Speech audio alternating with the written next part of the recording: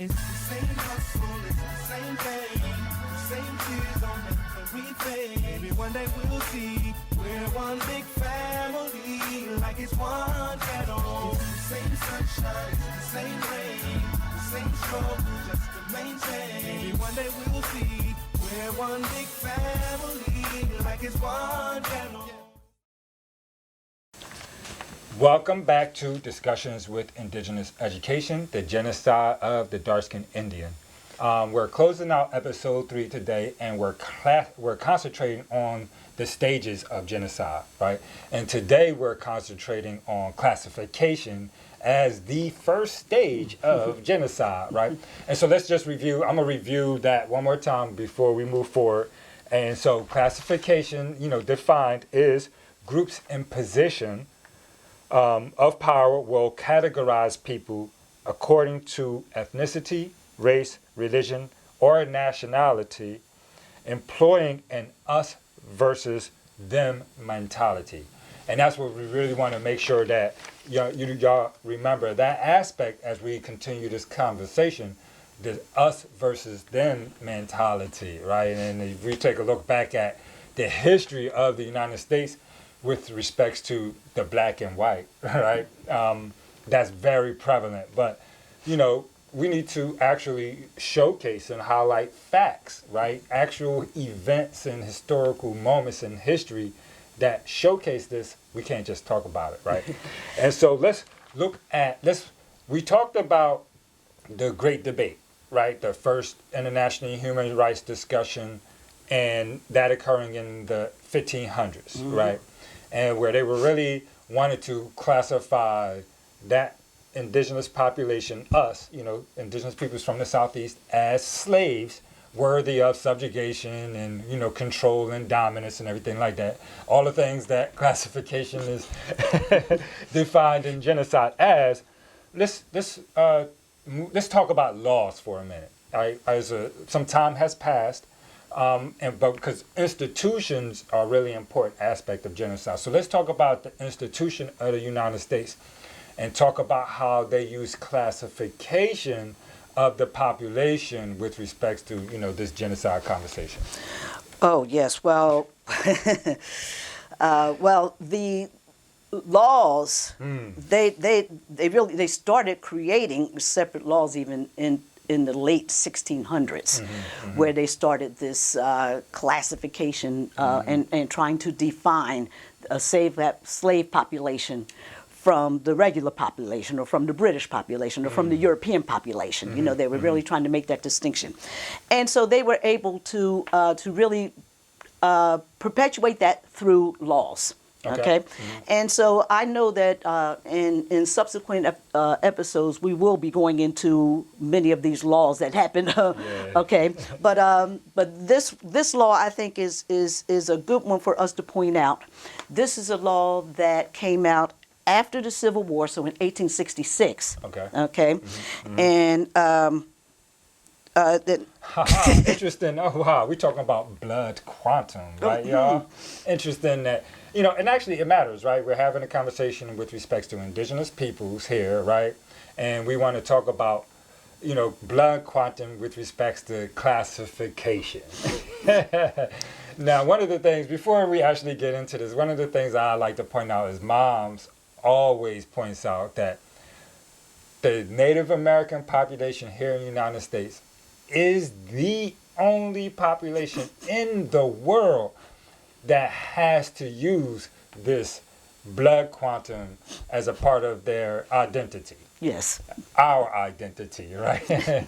And when you create laws that are removing people from this identity, then there is no way to remedy that, because in law, law is law. Law is law. Interesting. So real quick, so that, people hear blood quantum all the time. There's a conversation on social media all over the place, right? You have Ancestry.com, all kinds of things. But this is a fact, right? And so I'm going to list the law, right? And so that people will be able to find it, do some research on it, and be able to reference it as we go through the rest of the show. but it is the Code of Virginia, 1887, Title 4, Section 49. 1866. Yeah, 1866. Right, and so again, that for those that are interested in searching, again, Virginia Code 1887, Title 4, Section 49, and let's actually read the quote. Let's quote it verbatim, if you don't mind. Okay, all right. It says, every person having 1/4 or more Negro blood shall be deemed a colored person. And every person not a colored person having 1/4 or more Indian blood shall be deemed Indian. Interesting. And we want to explore that point for a minute. But before we explore this point, I just want to point out something, and I like to point out that first, again, we talk about this throughout the times, right? Is that when the indigenous population of the mainland United States, we're talking about southeastern portions, when the colonizers first arrived, they identified that population as Negro, right? And so in most people's mind, they hear Negro and they don't associate it with an existing indigenous population here on mainland. And so and the association again is that who were the people again, references, and it is that they were Spaniards, right, that were speaking in their language, and so they were calling the people negros. And so negros meaning, black or brown, right? And it wasn't a derogatory terminology. Not It was at that it was a classification. But that's all it was just an identifying classification, and that was it. Okay. And so again, let's show them what this law does with respect to classification, because again, we're talking about the stages of genocide. And this law, oh my goodness. So let's show them what this law does, and then we could talk about it some more. Okay. All right. Well, I've created this little chart here, which is Susie, fictional Susie, and her parents and her 4 grandparents. Okay. So we're going to use this law to show how Susie is being designated. All right. Okay, so let's just say for this particular instance that one of Susie's grandmothers was a colored person, a Negro, or someone who Let's use Negro because this law uses Negro. Okay, all right. So Susie's grandmother is a Negro. We don't know if the Negro is African or if the Negro is indigenous. We just know they're a Negro. Yes. All right. Okay. And now, the rest of her grandparents, let's say, are Indians. Okay? Okay. Which now means that Susie's mother is half Negro, half Indian, but her father is a full-blooded Indian.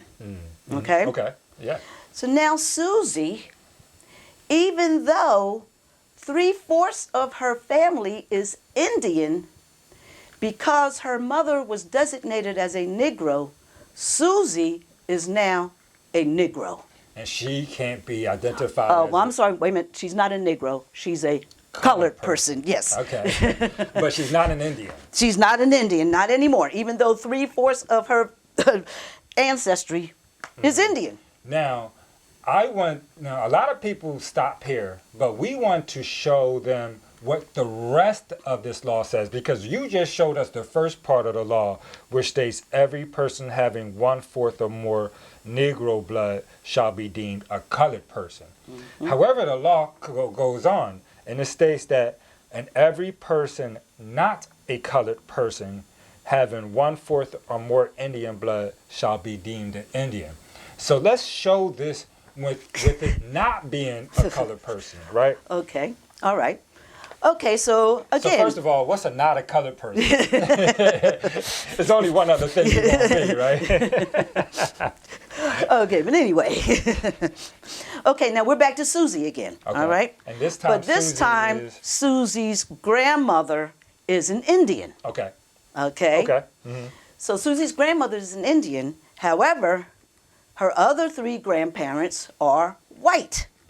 Okay. Okay. Which means that Susie's father is a white, a full-blood white, but Susie's mother is half white, half Indian. Okay. Okay.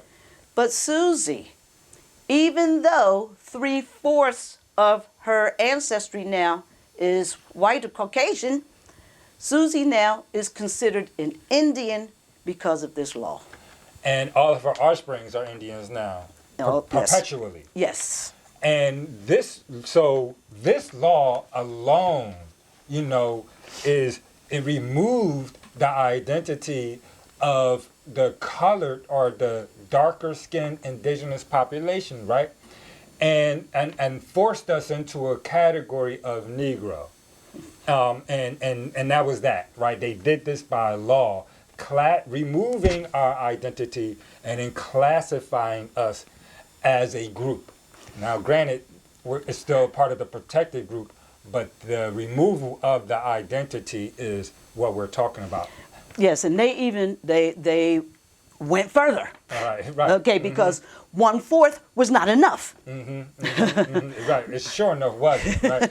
And so They went from 1/4, they went to 1/16. Okay, and there were some states that had that in their laws that if you had 1/16 black blood, you're now considered black. Okay. Even if 15 of the other grandparents were Indians. However, if 15 of your grandparents are white and that 16th grandparent was an Indian, you're allowed to be an Indian. And we are, as a society, we are dealing and grappling with this mixed identity issue inside of the indigenous population. Today's topic, Indian slavery laws. Slavery in the Americas, especially in the United States, is a highly toxic subject in which history has not been very kind. Because of its toxicity, it is a subject that routinely gets circumvented. What is even more elusive is the topic of Indian slavery. But if one took a look at colonial laws, history cannot deny that Indians were used as slaves. As early as 1682, Virginia had a law that stated, quote, "All Indians which shall be sold by our neighboring Indians, or any other trafficking with us for slaves, are hereby adjudged, deemed, and taken to be slaves," end quote. Another 17th century Virginia law included Indians in the terminology Negroes and other slaves. In South Carolina, their slave code of 1740 stated that, quote, "All Negroes and Indians, mulattoes or mestizos, who now are or shall hereafter be in this province, and all their issue and offspring, born or to be born, shall be, and they are hereby declared to be, and remain forever hereafter, absolute slaves," meaning that all Negroes, Indians, and their children were slaves for their lifetime. The only exceptions to this law were mulattoes and mestizos who were already free, and Indians in amity with the government, or in other words, Indians whose tribe had a treaty with the government. The South Carolina Slave Code served as the model for other colonies in North America.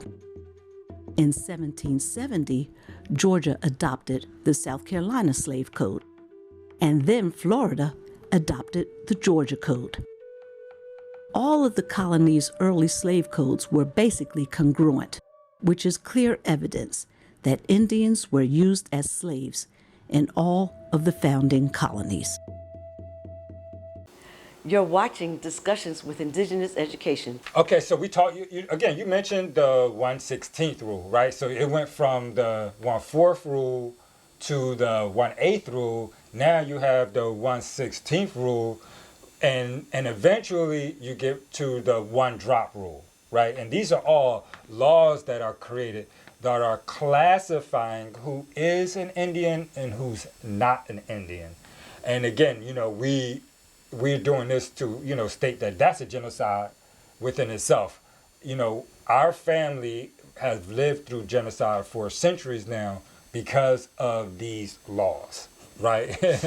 And so let's talk about the 1-drop rule for a minute, because that law actually helps us to really wrap this show up and showcase how classification was used to erase the dark-skinned Indian from, history itself. Yes, and a lot of people think that this happened in the 1920s with Walter Plecker and his his ruling, but it started way before Plecker, And again, Plecker was just using the laws that were here on the books already, what was developed already to further their agenda, yes, from a systems perspective. Yeah, and so this particular let me read it so that they know the law. We're talking about Miller versus Allen, 1924, Oklahoma, right? It was in the Oklahoma Supreme Court. And so if you want to research that and have that to, as a reference point, we're talking about the 1924 Oklahoma Supreme Court case, Miller versus Allen, right? Yes, and what this was, again, this was the opinion of the court. An opinion of a court. And we're going to talk about that in a minute. But let's read this opinion that has such a profound effect, right? Oh, my goodness. Yes, okay, and it is, quote, "One drop of slave blood taints the stream and makes it African in descent," unquote. So before we jump into it, let's give a little bit of background information on that, right? Just a little bit. And, one of the things that I want to acknowledge is that it's 1924. The justice whose opinion became law is a white man. More than likely, prejudices that have been established for centuries, right, against a darker skinned population. Well, just against the indigenous people, period. Well, he may not know that. Right. He may not, or he just look, you dark skinned. Yeah. Again, we talk about hundreds of years, and we're talking about an individual, not a system, right? And so this individual could have been biased. Matter of fact, they definitely would. Yeah, oh, yes. Oh, yes. However, this court case changed identities, right? Yes. And one of the things that you pointed out that I want you to discuss with us is the term African, right? and how using that term stripped away dark-skinned Indians from being able to be recognized as Indians, right? Mm-hmm. And again, I don't mean to overtalk, but I just also want to point out, and maybe we could start our conversation here. We talked in our video, we talked about the Great Debate, and they talked about the Indians being slaves. Right, and this is 1550, and so it is acknowledged with respects to history itself that the indigenous populations of the southeastern portions of the United States was used as slaves, and so by classifying any slave as being from Africa, the state itself has committed genocide on the dark-skinned indigenous population, and I just want to acknowledge that for other indigenous populations here in the United States, here's a fact. To verify that what we're saying is truth, right? And just that fact alone, we just say, okay, classification can be used as genocide. And then we said, okay, look, in the 1500s, they called us Negroes and slaves. In the 1924 court case, they stated that any person, any Negro person, any slave has to be from Africa. And what are we supposed to do with that? Again, because yes, it's there in the laws. And so again, if you are and they used this extensively to declassify the dark-skinned indigenous people. They Virginia, just altogether, it's like, oh no, we don't have any Indians in the state. Other states did that also. And while it may be a little bit off point, I'm sure we're going to talk about it in the upcoming shows. Is that when they did their Indian removal, right, and when they were removing all of the Indians west of the Mississippi, one of the requirements were if you stayed, you lost your status, and you were either going to be identified as white or as black. And so if you didn't move, then again you were forced classification on you and removed your identity. Yes, because remember, all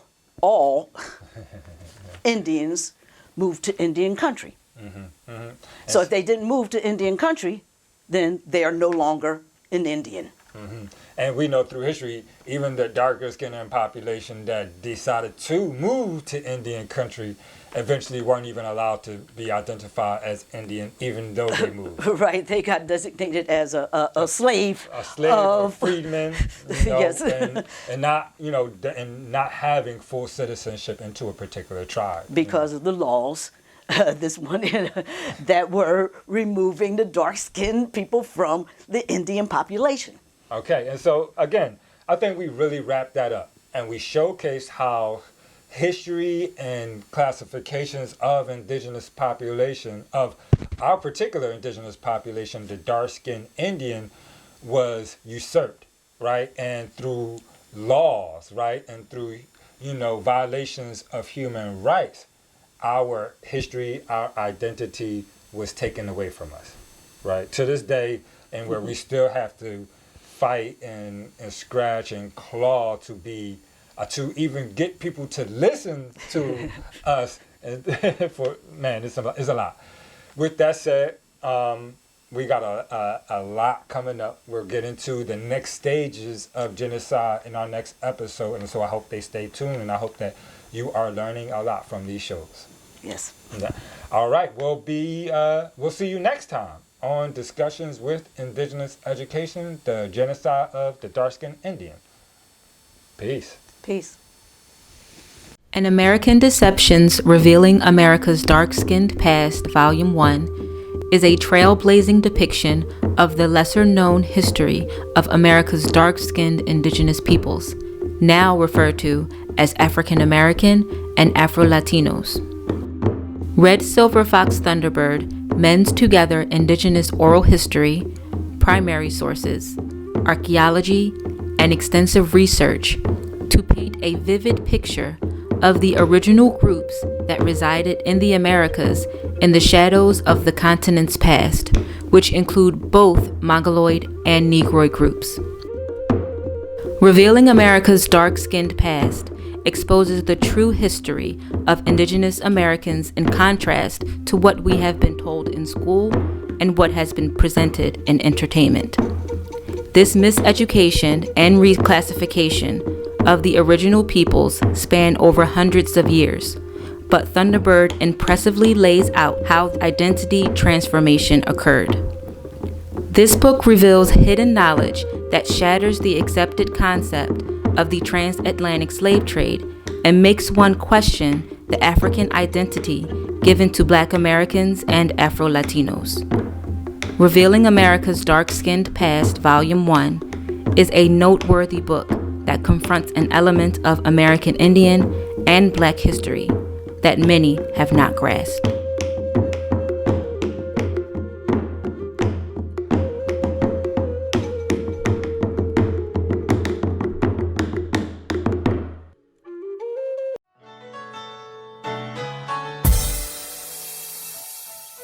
It's the same hustle, it's the same thing, the same tears on the we fade. Maybe one day we'll see we're one big family.